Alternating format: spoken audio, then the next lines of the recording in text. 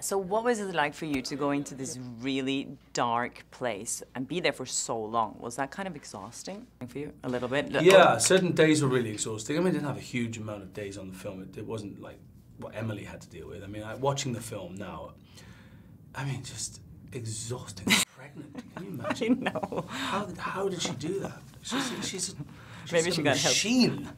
She's extraordinary. I mean, it really is. It blows my mind. I think it's an incredible performance, but working against Emily on this film was very special. And you didn't know, I read somewhere that she whispered to you, "I'm pregnant," just yeah, before like a big scene that you were doing. Yeah, she did, yeah. Thanks, Em. Yeah, it was just before we did the big fight sequence thing, yeah, when I threw her around a room. But yeah, it was very, very good. She's a professional. She handled it very well. So do you feel that being in this kind of state of mind for so long can be kind of a little therapeutic? Do you feel like acting sometimes is a little therapeutic? I don't see it as a therapy, no.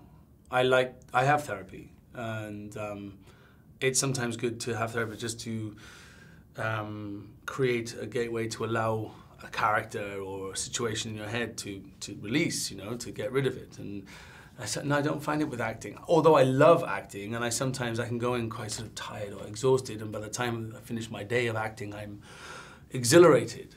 But I wouldn't say the process of acting is therapeutic for me. I think it's just, I feel that's when I'm happiest, is when I'm doing my thing, you know, acting and telling a story. And but therapy is a great thing. I love therapy. It's really good. It is. Everyone should do it. Yeah, right? I'm from Norway. People don't do therapy there. No, I think it's still quite unusual in the UK.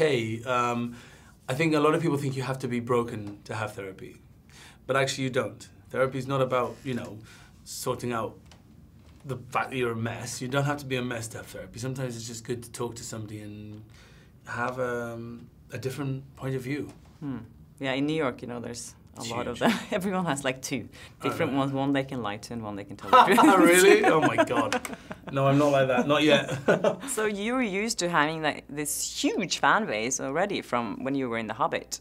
Do you think back at that time? Being it was exciting. In this, it was really exciting. I mean, obviously, you have to remember the Hobbit fans are often the Lord of the Rings fans, and they are an extraordinary group of fans. They're like no other fan base in the world. They live it. They live and breathe it. They dress up as you know, and stuff like that. They go to conventions where, you know, there's like female Bard the Bowmans with beards and long hair and bow and arrow.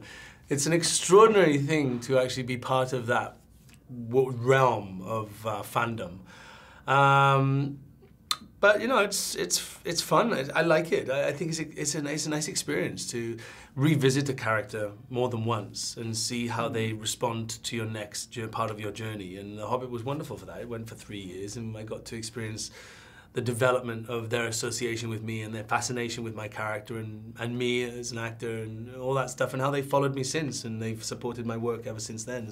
So yeah, I've got a lot to thank The Hobbit for in a way. And things like Fast and the Furious and Dracula, you know. Yeah. Those 3 movies are the things I get stopped for all the time. Do you get nostalgic looking back sometimes? Yeah. It's a nice thing, because sometimes you forget. You know, this business moves so fast, and you have to, like, I'm just about to start a film right now, and my brain is, I've had to jump out to do this press junket, and it's very difficult because my brain is almost 100% in this world that I am now going to inhabit for the next 7-8 weeks.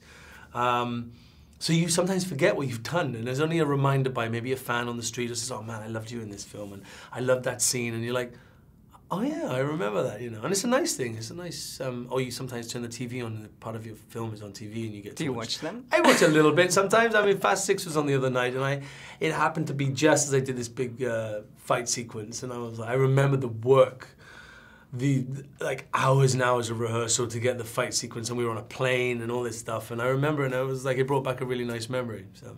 That's great. Were you doing this?